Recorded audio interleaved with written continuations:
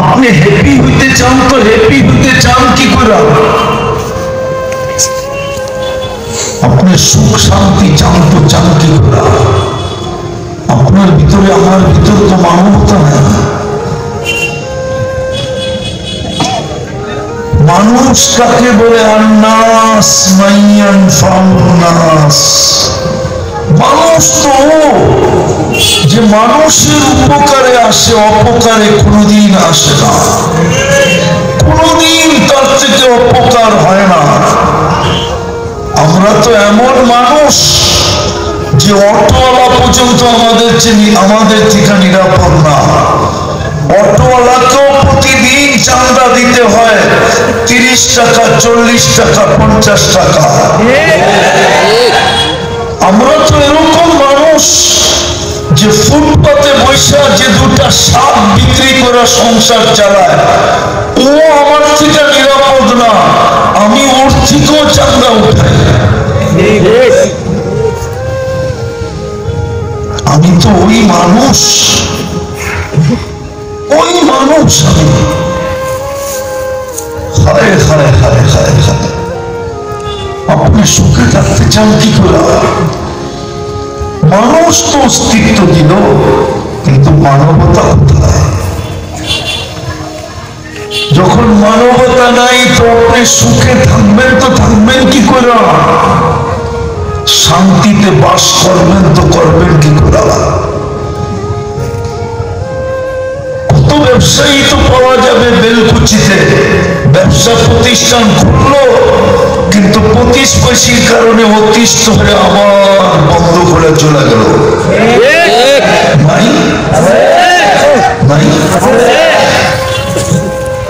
তারপরে মানুষ সত্যিকার অস্তিত্ব তো দিল মানুষ হিসাবে। যখন দুনিয়াতে আপনি মানুষ না, আল্লাহর তো দাবি হলো তুমি মানুষ হিসাবে আমার কাছে আসো। আমি তোমাকে মানুষ হিসাবে অস্তিত্ব দিছি, আমার কাছে মানুষ হিসাবে আসো। যদি মানুষ হিসাবে না আসলে, তাইলে কিন্তু আমি তোমার জন্য শব্দ ব্যবহার করছি, উলাইকা কাল আনআম। রূপে তো তুমি মানুষ হবে বটে, কিন্তু আসলে তুমি মানুষ হবে না, তুমি আর জানোয়ার এক হবে, এক। কিন্তু যদি ওলামা প্রশ্ন করে, জানোয়ার তো কালকে সব মাটি হয়ে যাবে, কিয়ামতের দিন সমস্ত জানোয়ারকে, প্রাণীকে হুকুম দেওয়া হবে কোন তুরাবা, মাটি হয়ে যাও। আমিও কি মাটি হয়ে যাব? বলছে না, মানুষ রূপী জানোয়ারটা এটা মাটি হবে না, বরং কোরআন বলে উকুতুহান নার, তুমি জাহান্নামের ইন্ধন হবে, ইন্ধন। কোরআন বলে তুমি জাহান্নামের ইন্ধন হবে। মানুষ হিসাবে আপনাকে আমাকে অস্তিত্ব দিল, আপনি আর আমি মানবতা কত? তাইলে আমি মানুষ রইলাম থেকে? আমি শর্টে বুঝাইতেছি। দ্বিতীয়, আপনাকে মুসলমানের ঘরে অস্তিত্ব দিল পছন্দের মাধ্যমে। কার পছন্দ? কে পছন্দ করছে? যুবকরা তো পছন্দের পাত্র হওয়ার জন্য 14 তারিখে ফুল নিয়ে পিছ পিছ ঘুরতে থাকে, ঠিক না? খালি ফুল দেয় নাকি? ফুল দেয়, হোটেলে নিয়ে খাওয়ায়, পার্সেল দেয়, পারে না কলিজা দিয়া দিতে। তারপরও যেন লেখা দেয় I like you, I.you, ঠিক না? ছিলে কি গো সত্য ছেক খাওয়া? একবারও না, একাধিকবার। চেহারাই বলে একবার না একাধিকবার খাইছে, কিন্তু অভ্যাস তো যায় না, ঠিক না? নিশা কাটে নাই। এইবার 14 তারিখও এটাই করবো যা আগে করছিল। জুতা যতবারই দেখো ওদের হুশ হয় না। এই পর্যন্ত কিন্তু জুতা বহুবার দেখাইছে। হুশ হবো কর্তিকা মুসলমানের ঘরে অস্তিত্ব দিছে, ওর ভিতরে যদি ইসলামের ছাপ থাকতো, ইসলামের ছাপ, তাহলে ও 14 তারিখ উদযাপন করতো কেন? ও চুল নেটে দেখা এই ডিজাইনের কাটতো কেন? 50 টাকার চুল কিন্তু 200-300 টাকা দিয়ে কাটাইছে, জিজ্ঞেস করে। ওরা আবার ভাবতেছে হুজুরের সেলুনে চাকরি করে কিনা। সব নেটে দেখা চুলের থেকে ডিজাইন, চুলের ডিজাইন দিছে। জিজ্ঞাসা করেন 50 টাকার চুল 200-300, ঈদের দিন রাত্রে তো 1000 টাকা দিয়ে কাটায়। ওর ভিতরে যদি ইসলামের ছাপ থাকতো, তাইলে ও নেটে দেখা চুলের ডিজাইন কেন চয়েস করতো? ইসলাম কি চুলের ডিজাইন দেয় নাই? না দেয় নাই? ও চুলও কাটতো, প্রত্যেক চুলের বদলায় সওয়াবও পাইতো। কিয়ামতের দিন আল্লাহর সামনে বুক ফুলায় দাঁড়ায় বলতো কি দিবেন দেন। আল্লাহ যদি বলে কি দিব মানি, কেন সারা জীবন তো ইসলামের আদরে চুল কাটলাম, আদর্শে চুল কাটলাম, কিছু দিবেন না? এই সুযোগও তো হতো যে আল্লাহর কাছে কিয়ামতের দিন হাত পাতত, রসুলের আদর্শ মতো চুল কাটতো, কিয়ামতের দিন রাসূলুল্লাহর কাছে হাত পাতত, কি দিবেন দেন। যদি জিজ্ঞাসা করতো কিসের, বলে কেন আপনার আদর্শ মতো চুল কাটলাম, কিছু দিবেন না? এই সুযোগ তো হইতো, হাসার কথা না, হাসার বিষয় না, সুযোগ হইতো আপনার কিয়ামতের দিন। সত্য এটাই, মুসলমানের ঘরে আপনার অস্তিত্ব, মুসলমান হিসাবে আপনাকে আল্লাহ পছন্দ করলেন। কিন্তু বলেন বেলকুচির মানুষ, ইসলামের ছাপ কতটুকু? তাইলে আপনি সুখে থাকতে চান কি করে, শান্তিতে থাকতে চান কি করে, আপনি হ্যাপি হতে চান কি করে? ভাবছেন বস্তু, বস্তু আপনাকে সুখী বানাইতে পারে না।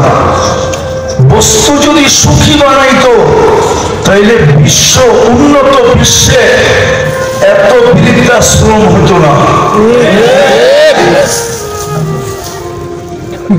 যদি বস্তুই সুখী বানাইতো, তাহলে উন্নত বিশ্বে হয় হয় হয় আত্মহত্যার প্রবণতা এত বেশি হতো না। যদি বস্তুই সুখী করতো মানুষকে, তাহলে দুনিয়ার সবচেয়ে আর শান্তিপ্রিয় দেশ, দুনিয়ার 1 নম্বরের শান্তিপ্রিয় দেশ, যেখানে বৎসরের পর বৎসর থানার ভিতরে একটা কি বলে কোনো একটা কেস আসে না, ক্রাইম হয় না, ওই সুইডেন, ওইখানে সরকারিভাবে আত্মহত্যা বৈধ হতো না। ওইখানে সরকারিভাবে আত্মহত্যা বৈধ। আপনি দরখাস্ত করতে দেরি, 2 মিনিটের ভিতরে আসতে দেরি করবে না, 3য় মিনিটে আপনি নাই, শেষ। বোঝা গেল বস্তু মানুষকে সুখ দিতে পারে না। সত্য তো এটাই, বস্তু যদি সুখ দিত, তাহলে কোরআন কেন বলতো হায়াতান তাইয়্যিবা? মুসলমান আপনি ইসলামের ছাপ নাই, আপনি সুখী হতে চান কি করে? বস্তু দিয়া? ইম্পসিবল। বস্তু দিয়া যদি সুখী হইতো তাহলে নিজের পিস্তল নিজের মাথায় রেখে গুলি করলো কেন? এর চেয়ে বড় প্রমাণ কি চান? ওই ব্যক্তিটাকে তো আপনারা চিনেন না, হয়তো মিডিয়ায় একটু চিনছেন, আমি ওকে কাছের থেকে চিনি। ওর ছেলে অস্ট্রেলিয়ায় কোথায় থাকে আমি জানি, ওর স্ত্রী অস্ট্রেলিয়ায় কোথায় থাকে আমি জানি, ওর মেয়ের বিয়ে হয়েছে কার সাথে তাও জানি। বড় কাছের থেকে আমি ওদেরকে চিনি। টাকার পাহাড় কুমির ছিল, কুমির কুমির। বস্তু যদি সুখ দিত তাহলে ও মাথায় কেন পিস্তল রেখা গুলি করলো? মুসলমান তো আল্লাহ নির্বাচিত করলেন, কিন্তু ইসলামের ছাপ কত? কালকে আল্লাহকে এই চেহারাটা দেখাবো কি করে ভাবেন না? ইসলাম যদি থাকতো, ছাপ যদি থাকতো, তাহলে আমার যুবকরা 14 তারিখ উদযাপন করে কি করে? 31st নাইট করে কি করে? আজকে তো 29 পার হইতে 28 পার হইতে চলছে, মাত্র তো 2 দিন বাকি আছে। 29, 30, 31 দিন গিয়া রাত্রেই তো পুরো বেলকুচির ভিতরে যুবকদের প্ল্যানিং কমপ্লিট। কোথায় ব্যাগ লাগাবে, কোথায় বাজি ফুটাবে, কে কোন জায়গায় দাঁড়াবে, জিজ্ঞেস করেন ওদেরকে। প্ল্যানিং পুরো কমপ্লিট। টাকা পয়সা সংগ্রহ করেও কমপ্লিট। জিজ্ঞেস করেন ওদেরকে। কি ভুল বলতেছি? ও 31st নাইট কেন করবে? ওর ভিতরে যদি ইসলামের ছাপ থাকতো, ও 14 তারিখ কেন উদযাপন করবে? তারপরও থাকতে চায় সুখে। 14 তারিখ উদযাপন করে আপনি সুখে থাকবে যুবক, 31st নাইট উদযাপন করে থাকবে সুখে? আমি তো ভয় পাইতেছি 2013-তে 31st নাইটের পরের দিন বাংলাদেশে ভূমিকম্প আসছিল 7.8, যেটা গত